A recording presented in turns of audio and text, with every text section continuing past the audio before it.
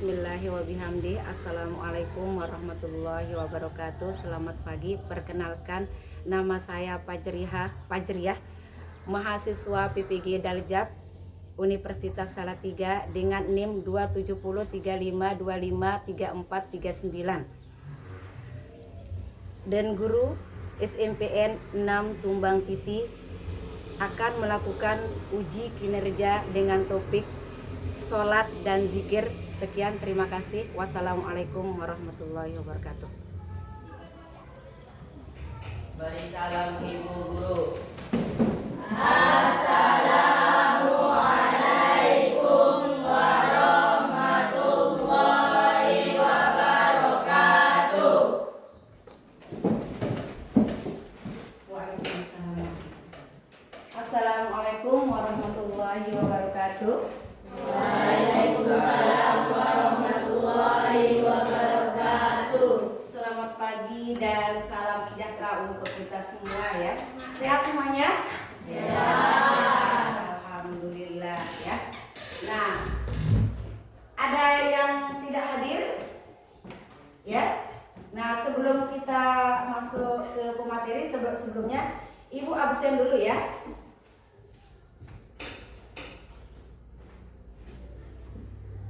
Agisni, Afia, Maulana, Padil, Dharma, Intan, Najwa, Rajik, Faren, Hafiz, Isam, Ganta, Alif, Abel, Najwa, Nabila, Uwa. Siapa yang belum disebut namanya? Sudah semua? Nah, sekarang kita masuk ke pemateri ya. Masih ingat dengan pelajaran yang kemarin sebelum kita masuk ke pematerinya? Masih membahas tentang membahas tentang sholat dan zikir ya. Nah, kira-kira masih ingat nggak dengan pertanyaan, dengan materi yang kemarin yang pernah Ibu sampaikan? Masih ingat? Masih. Alhamdulillah. Perhatikan, masih ingat dengan pelajaran yang kemarin? Nah, kalau masih ingat dengan pelajaran yang kemarin, Ibu mau bertanya nih terhadap kalian ya. Nah, kira-kira ya, Ibu akan menyebutkan dua atau beberapa orang saja untuk mengingatkan atau mengulas pertanyaan materi yang kemarin yang telah lewat ya. Nah, kira-kira masih ingat atau tidak gitu ya dengan materi yang kemarin yang sudah Ibu sampaikan. Nah, ada sini, mengapa sholat 5 waktu menjadi kewajiban bagi setiap muslim dan apa kira-kira konsekuensinya bagi yang meninggalkannya?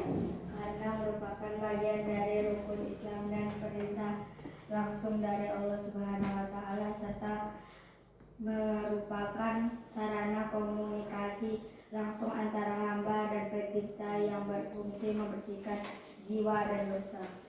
Nah, berikan tepuk tangan kepada temannya.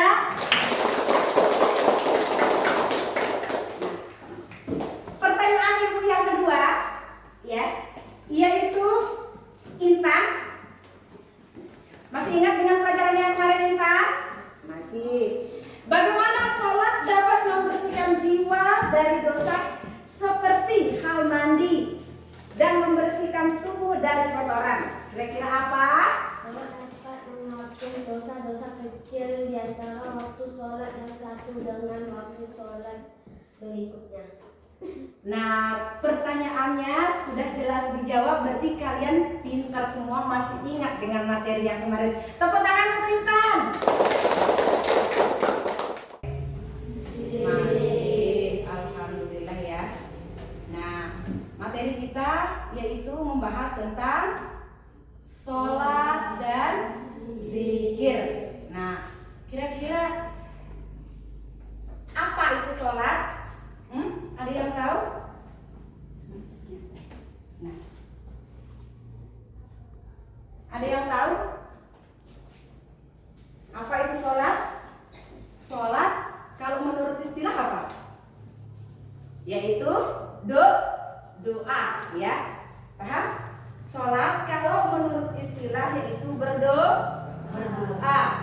Berdoa itu secara apa? Berdoa, tetapi yang dimaksud itu di sini adalah ialah ibadah yang tersusun ya, dan perbuatan yang dimulai takbir dan diakhiri dengan salam. Ya. Itulah yang dikatakan dengan apa? Dengan sholat. Berkeliaran di buku ya. Tapi kita rajin membaca, itulah yang dikatakan dengan buku-buku. Nah sekarang kita nonton animasi sedikit ya.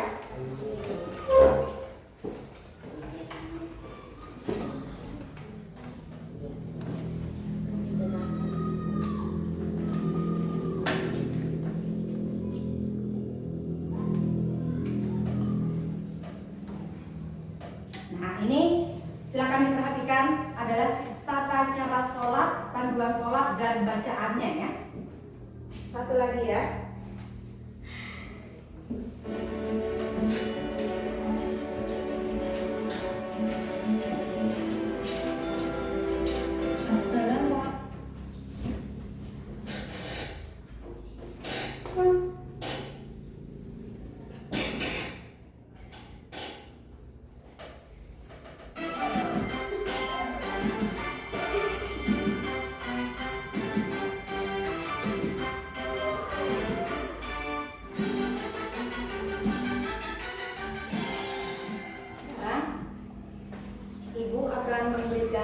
Tugas kelompok ya.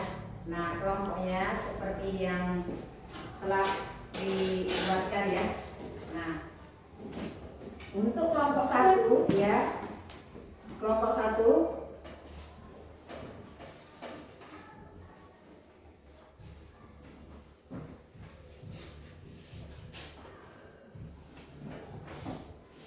untuk kelompok 1 ya, Agis, Afian, Intan, Najwa, Abel ya, dan akan mendapatkan tugas yaitu menyelesaikan sebuah masalah, yaitu salah satu hikmah sholat adalah dapat menghindarkan diri dari perbuatan keji dan mungkar. Kira-kira jelaskan maksudnya ya untuk kelompok 1 ya. Nah silakan dekatkan bangkunya dan kerjakan tugasnya ya.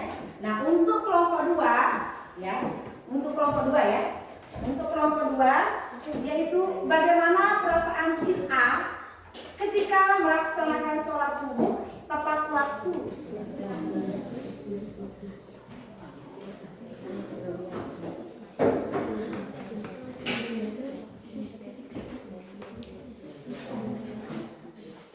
Ini tadi siapa yang punya pulpen ibu pinjam?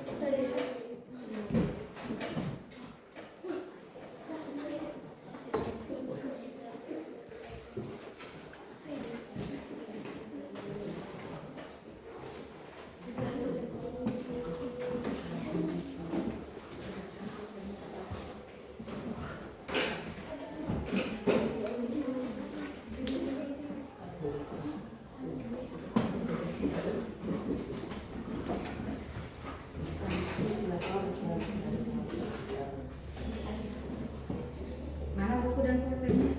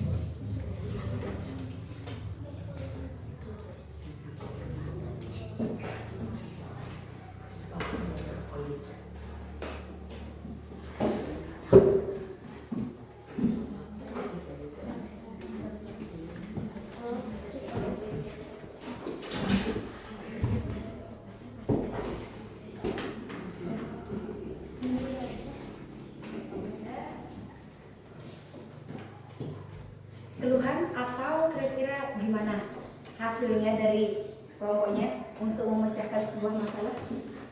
Bisa? Udah bisa?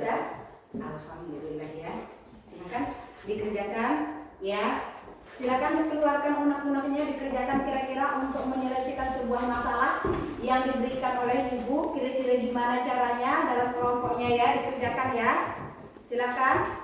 Nanti ibu kasih waktu tinggal sedikit lagi ya.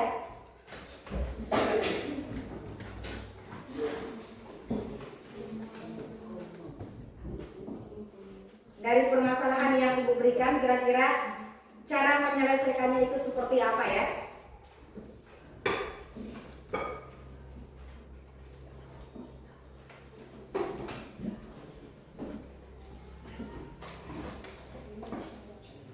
Nah, sekarang kalau sudah masalahnya bisa diselesaikan, kita presentasikan satu kelompok satu ya, perwakilan untuk menjawab daripada pertanyaan-pertanyaan yang diberikan di masing-masing kelompok ya.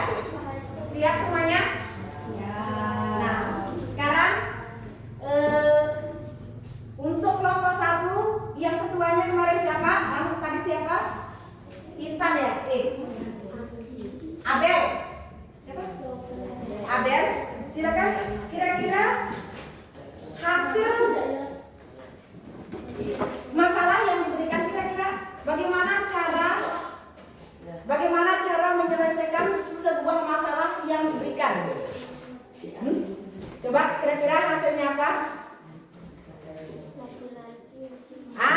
Tapi dipertegas ya bacanya, biar yang lainnya, silakan yang lainnya diperhatikan. Kira-kira untuk kelompok satu ya, untuk kelompok satu cara menyelesaikan sebuah masalah. Kira-kira permasalahannya apa tadi dibaca? Sholat merupakan ibadah di mana atribut pakaian yang diatur, jelaskan pakaian yang dikenakan laki-laki dan perempuan. Nah, coba terus kira-kira jawabannya apa? Laki-laki wajib menutup antara pusar dan lutut, sementara perempuan wajib menutup seluruh tubuh kecuali wajah dan telapak tangan. Nah, berikan tepuk tangan untuk kelompok satu.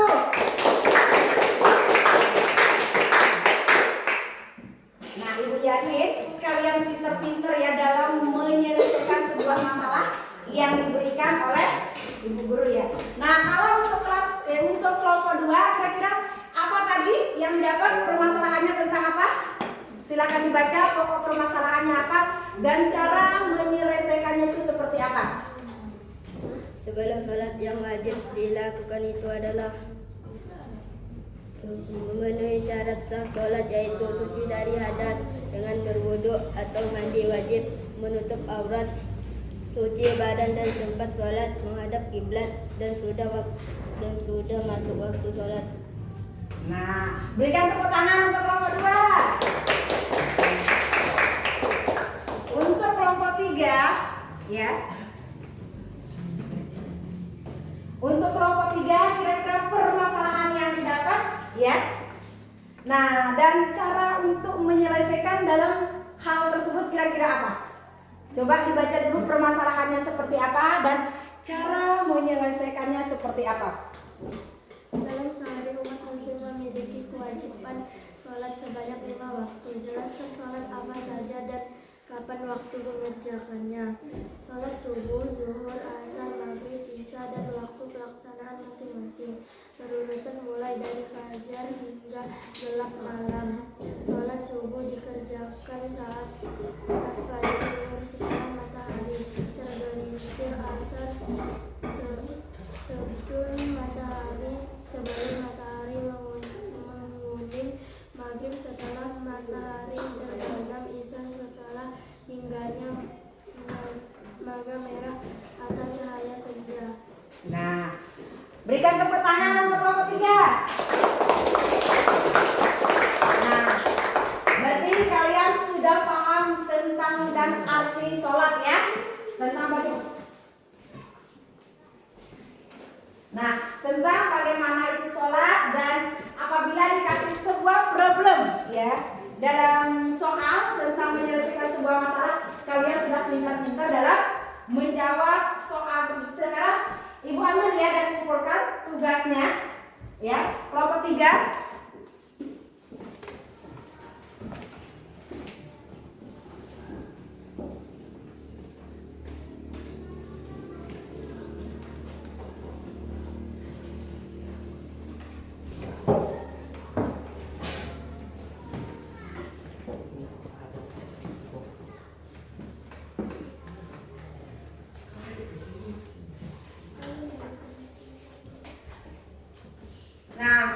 Dari tugas yang Ibu berikan, rata-rata jawabannya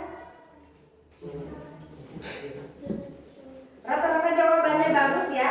Sekarang yaitu kita ke kesimpulannya ya. Nah, kesimpulannya pada pelajaran pagi hari ini, kesimpulannya adalah jangan sampai melupakan sholat, karena sholat itu adalah ibadah yang wajib. Untuk diperhatikan terlebih dahulu ya, adalah ibadah yang wajib yang dikerjakan, terutama sholat 5 waktu ya.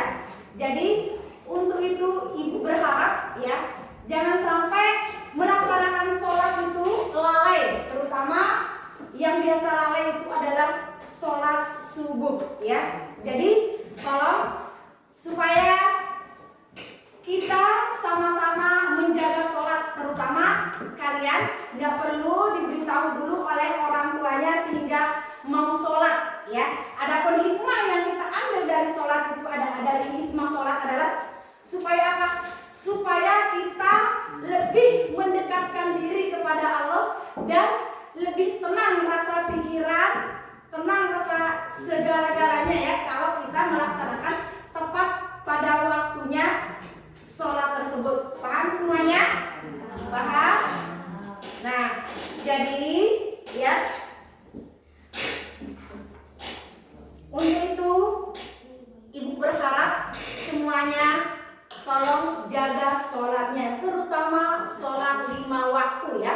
Jangan sampai dilalaikan dan jangan sampai diabaikan. Kalau sholat wajib tidak boleh ditinggalkan. Kalau sholat sunnah itu boleh apabila kita kerjakan mendapatkan pahala, dan apabila kita tinggalkan kita akan tidak mendapatkan dosa. Itu kalau sholat sunnah. Sedangkan wajib itu adalah tidak ada alasan sedikit pun untuk meninggalkan sholat walaupun dalam kondisi sakit. Kalau kita tidak mampu untuk berdiri tegak dalam melaksanakan sholat, kita boleh melaksanakan sholat dalam kondisi duduk ataupun tidur ataupun terbaring. Itu. Nah, hikmahnya mudah-mudahan kita semua mendapatkan faedah dan hidayah dari hikmah sholat dan selalu mendekatkan diri kepada Sang Pencipta, yaitu Allah Subhanahu wa Ta'ala. Nah, cukup sampai di sini Ibu memberikan ya kita pelajarannya pagi hari ini ya. Besok minggu depan ya, kita akan berjumpa kembali dengan topik yang berbeda ya. Nah, untuk itu kita tutup, mari kita sama-sama menutup dengan sama-sama membaca doa. Nah, doanya seperti yang tadi ya, jangan lupa dibaca ya. Silakan Hafiz dipimpin. Ar-Rahmanir-Rahim, Maliki Yaumiddin, Iyyaka na'budu wa iyyaka nasta'in, ihdinas siratal mustaqim, siratal ladzina an'amta 'alaihim, ghairil maghdubi 'alaihim waladdallin. Amin. Rabbi zidni ilma warzuqni fahma. Rabbana atina fid dunya hasanah wa fil akhirati hasanah wa qina adzabannar. Sekian dari Ibu. Wassalamualaikum warahmatullahi wabarakatuh.